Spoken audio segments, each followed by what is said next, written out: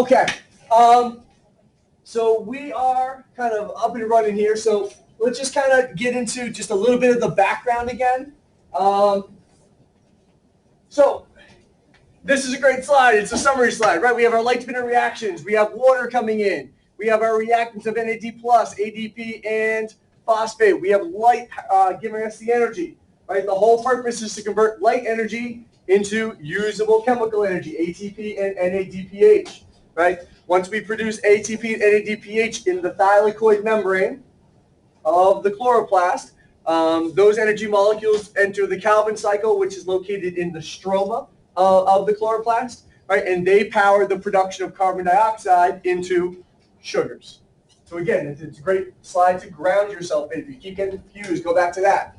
To run through the light spinner reactions again, because we did run through this quick last week, what we have is we have photosystem 2 comes first, or otherwise known as P680. There are pigments in here. There are chlorophyll. There are carotenoids. There's xanthophylls. Right? Light hits those pigments and causes those electrons to become excited. They go from a ground state to an excited state. Once those electrons are excited, they're passed on to the ETC. These are simply proton pumps. They simply pump protons or hydrogen ions into the inner thylakoid space across the membrane, creating a very, very strong electrochemical gradient, right? Nature doesn't like that. There's energy there, potential energy. Hydrogen ions try to get back to equilibrium. They can only go through the ATP synthase. Therefore, that flow, that chemiosmotic flow, provides the energy to produce ATP. So we produce ATP. Half the job is done. We also need to produce the NADPH. Once the electrons get here, they are now low energy electrons. Right? We want them to be high energy. So light energy is absorbed again. They jump from a ground state back up to excited state, right? And they reduce NAD+ to NADPH. We have our two energy molecules, which now go to the Calvin cycle. Now, the issues with that is we can't create or destroy matter. So if we keep taking electrons off of chlorophyll and energizing them, we need to replenish those electrons, which comes from water, right? The breakdown of water. So water is broken down. We strip the electrons off to go to P680, the chlorophyll molecule. Hydrogen ion is released, helping the electrochemical gradient. Oxygen is the byproduct, and plants release oxygen. Okay? Now, that's the more technical of the two aspects, and it's not that bad. You should be kind of familiar with the process because it's similar to respiration at this point. The second part is simply just the production of sugars.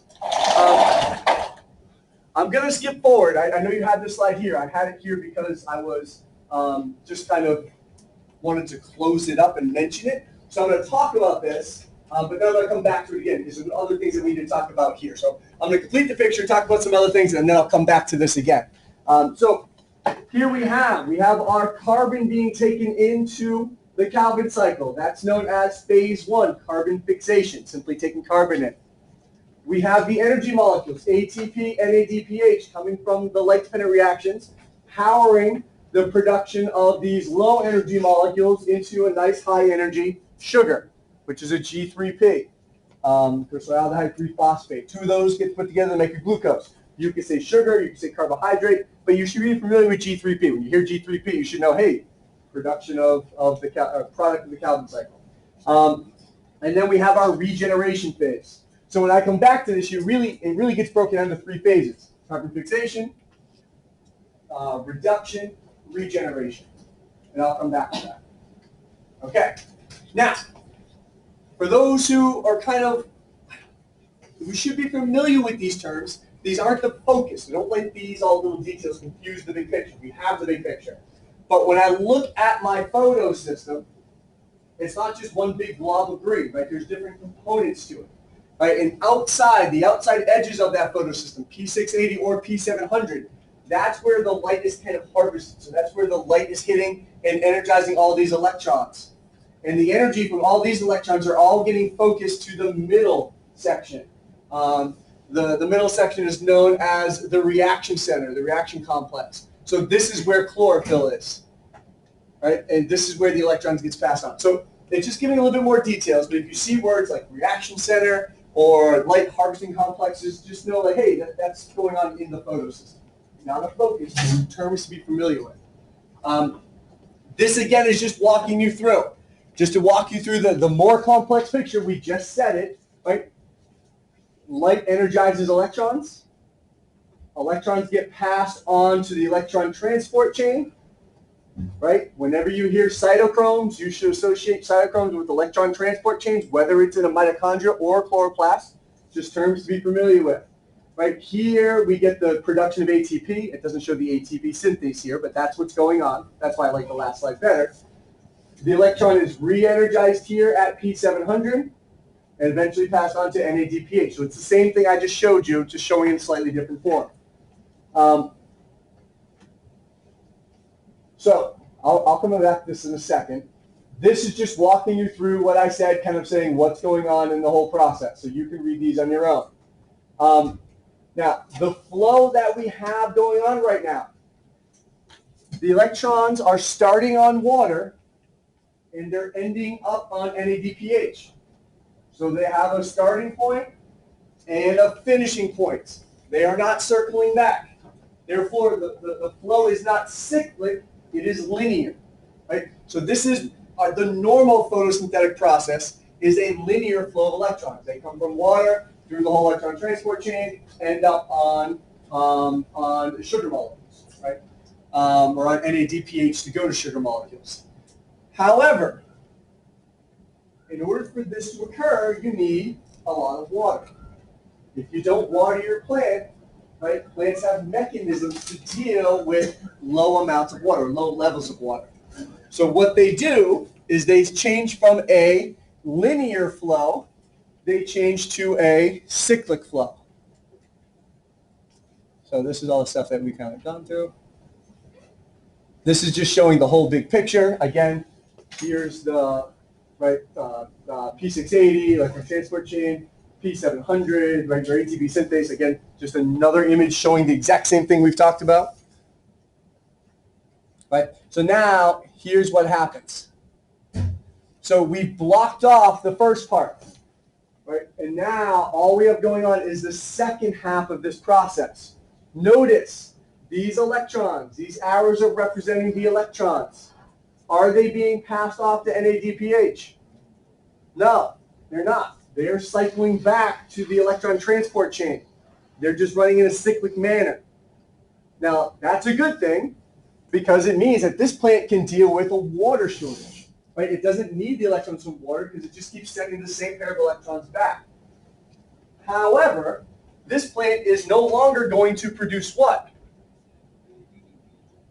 It's no longer going to produce NADPH, therefore it's no longer going to run the Calvin cycle. So it's no longer going to produce sugars.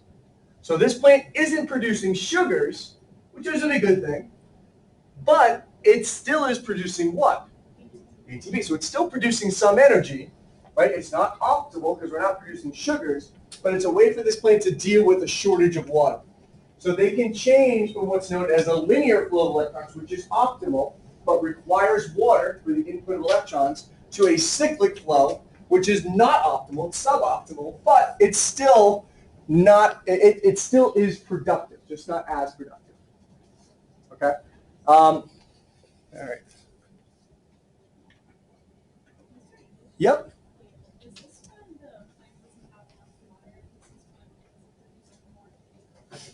That's exactly what it is. Right. So what happens here is there's a lack of water, and due to the lack of water, we can't keep, there's no more electrons to put onto chlorophyll, right, to put into P680.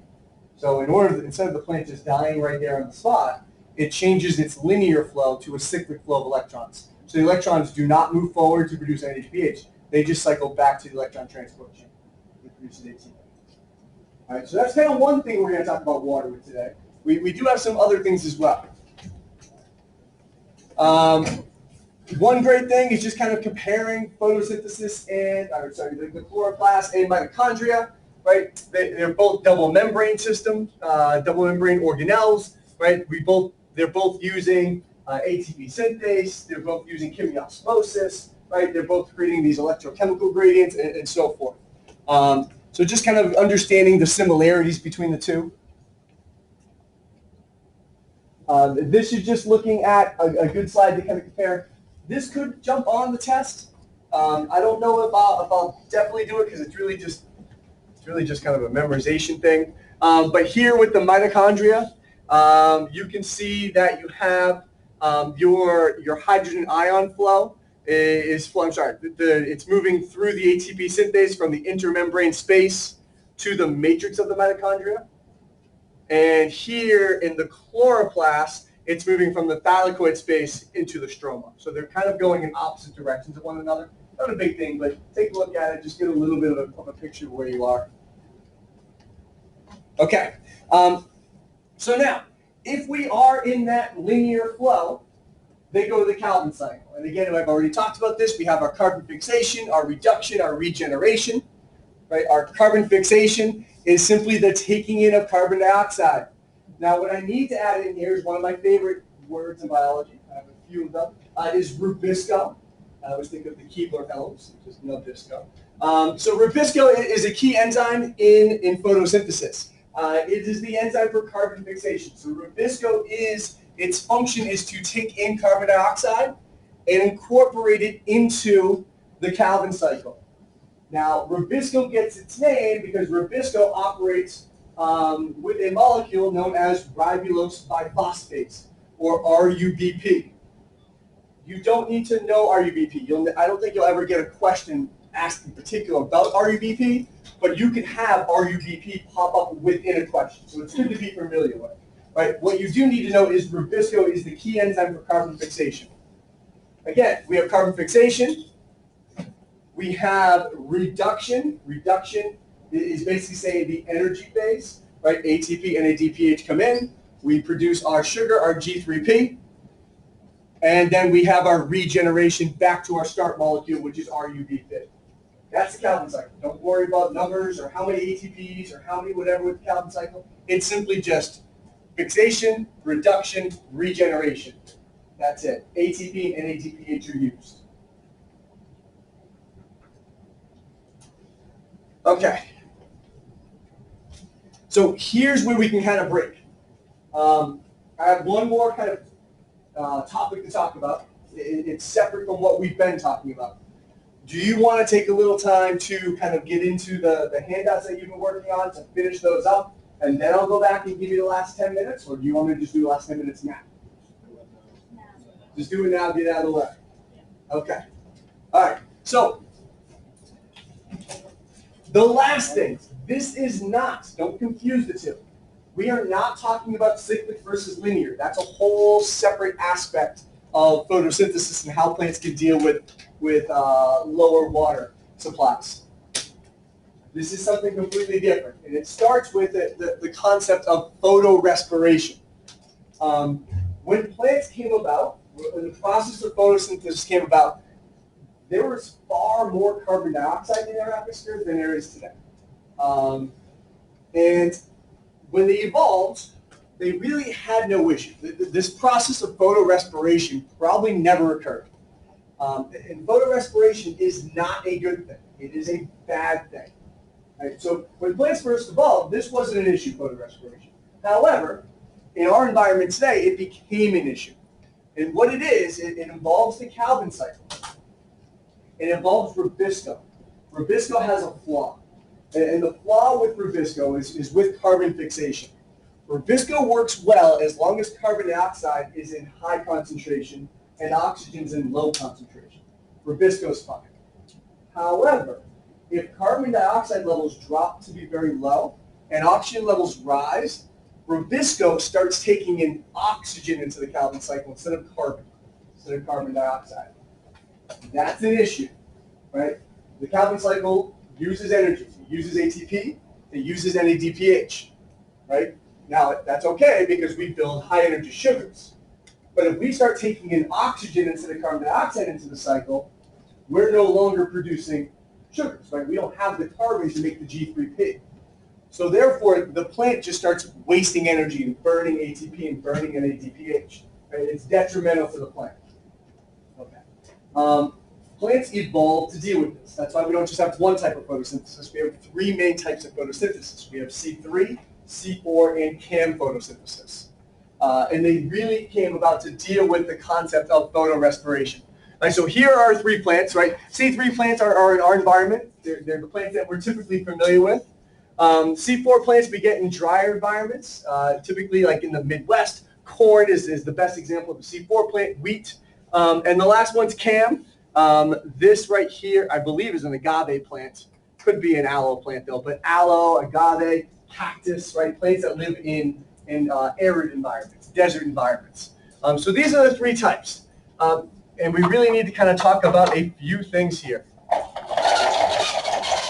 So when we talk about this, we talk about it in terms of water availability,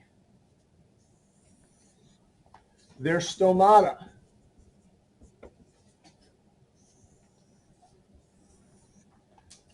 CO2 fixation,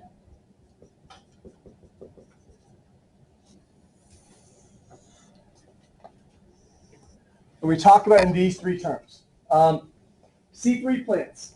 This is really the baseline type of photosynthesis. This is what came around first, that first evolved. C3 plants, they're pretty much in environments where there is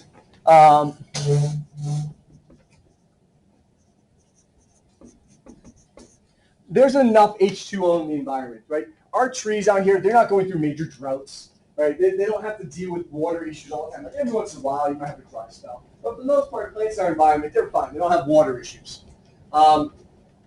Because of that, they can keep their stomas open all day long. Remember, the stomas are the pores on the underside of the leaf. They allow for gas exchange. But not only do they allow for gas exchange, they also allow what to transpire out? Water, right? So a cactus does not want transpiration to occur. These plants could care less because there's enough water in the soil so they can just let it go. So their stomata are open all day. And they close at night. Okay. Because they don't have water issues and because their stomatas can stay open all day long, they've never had to evolve. They still use rubisco for carbon fixation. They don't have an issue with it. So they've used rubisco for carbon fixation. Everything's hunky-dory, right? These C3 plants are fine. They never really had to evolve that much. Now, take your corn crop living in a drier environment. So there's less H2O in the environment. Because there's less H2O, they have to deal with that issue. So therefore, they still open their stomata during the day. So they open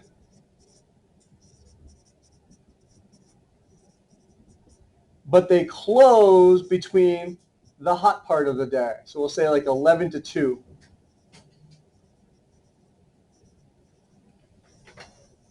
So they open their stomata, but when it gets really hot, when the sun is beating down in the middle of the day, they have to stop their water loss. So they close their stomata for a period of time. There's the issue. When they close their stomata in a period of time, they're no longer exchanging gas with the environment. That leaf is now sealed. So what's going to happen to carbon dioxide levels inside the leaf? Carbon dioxide levels are going to drop inside the leaf, right? What's going to happen to oxygen levels inside the leaf? They're going to go up. If they were using rubisco, these plants would start undergoing what process? Photorespiration, which is detrimental to the plant. So these plants had to evolve. And they evolved, one, with their stomata opening and closing different times, but they also evolved to use a new enzyme.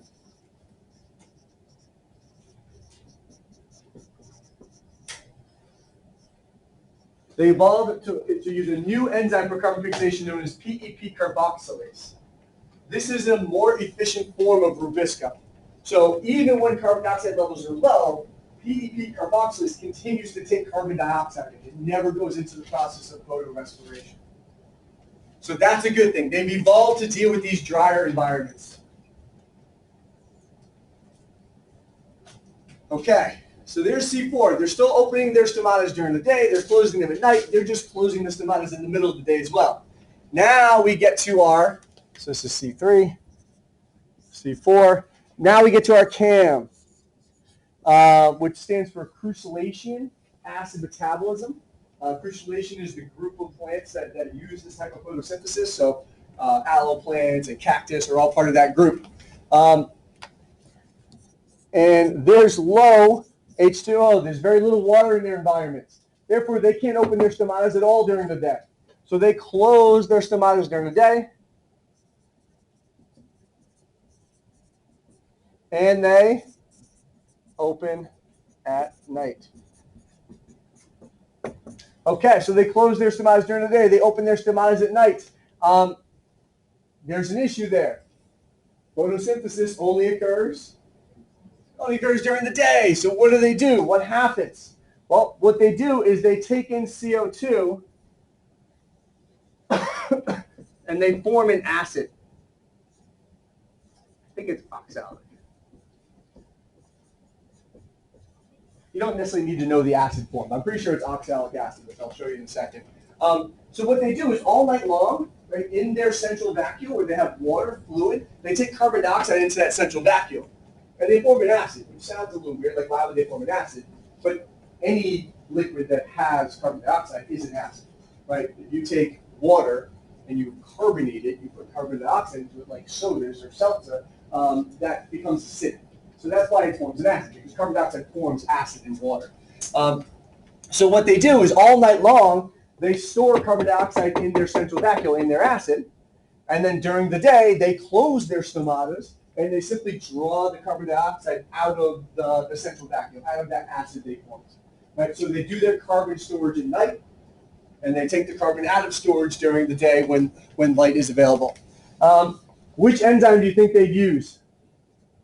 It's more efficient, right? So they'd use PEP carboxylase.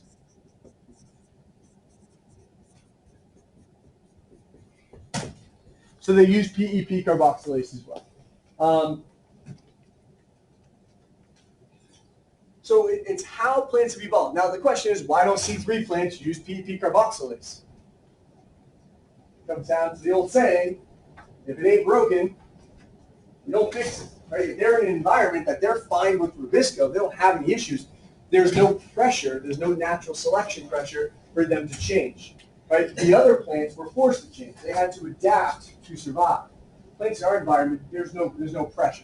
They compete fine. They're still fit in the environment even though they use Rubisco. One last thing. Actually, two last things.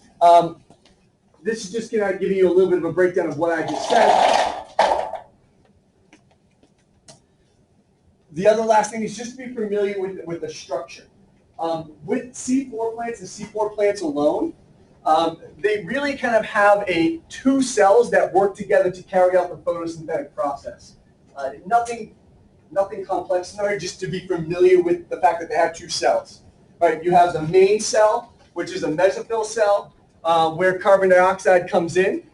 And then at the bottom underneath is where you have the Calvin cycle actually taking place. So simply they have the Calvin cycle occurring at a secondary cell known as a bundle sheath cell. Just something to be familiar with. And that's for C4 plants. And that's it. That's it. That is all of photosynthesis. Just to kind of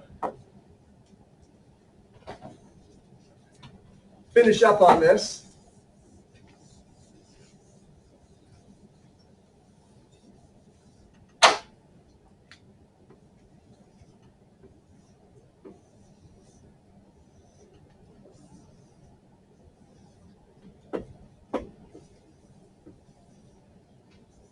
A, B, or C, which one would be a graph of light's effect on photosynthesis?